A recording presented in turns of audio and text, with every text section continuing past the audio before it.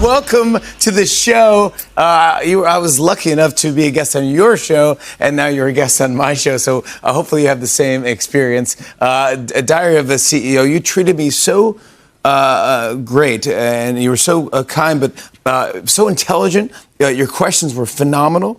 I was blown away of how much work you put in to that show, down to every little detail. When I walked in, everyone was so friendly.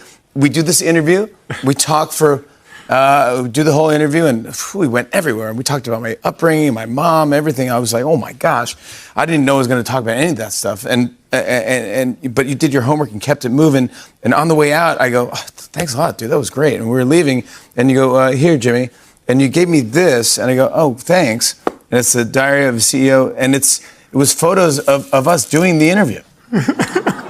And timestamps. This is me in real time. I was wearing that sweater, but that's not the joke. But I mean, these are quotes that I was saying as we were doing the interview. Someone was making this book as we were talking, and then you handed it to me, and I got in my car when I left. I'm like, started crying. I was like, this is the greatest thing ever. I loved it. Thank you for that. Thank you so much. Oh, thank you. You plan all that stuff? Yeah, like I have to give the credit to our team because we have the most incredible team, but our culture is to really sweat the small stuff.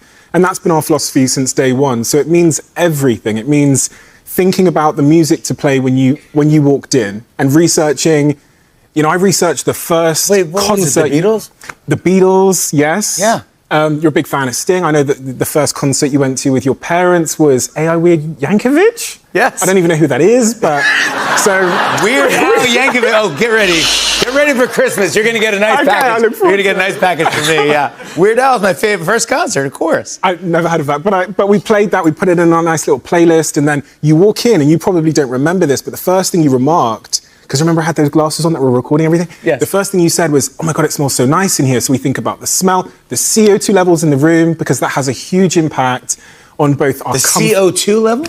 Yeah, there's some like crazy stats that I read a couple of years ago that if the CO2 levels get above about 400 parts per million, it's like drinking alcohol. It's like having a beer. If it gets from 400 parts per million to 1,000 parts per million, which is just me and you sat in an unventilated room for 30 minutes, you lose about 20% of your cognitive capacity. It's 21% of your cognitive capacity. But in my interviews for the first couple of years in the Diary of a CEO, we realized that the CO2 levels in the room were about 1,500. So I was like drunk for the first 200 interviews. Like genuinely, it like has a huge impact. So, you know, our game is we think sweating the small stuff over time.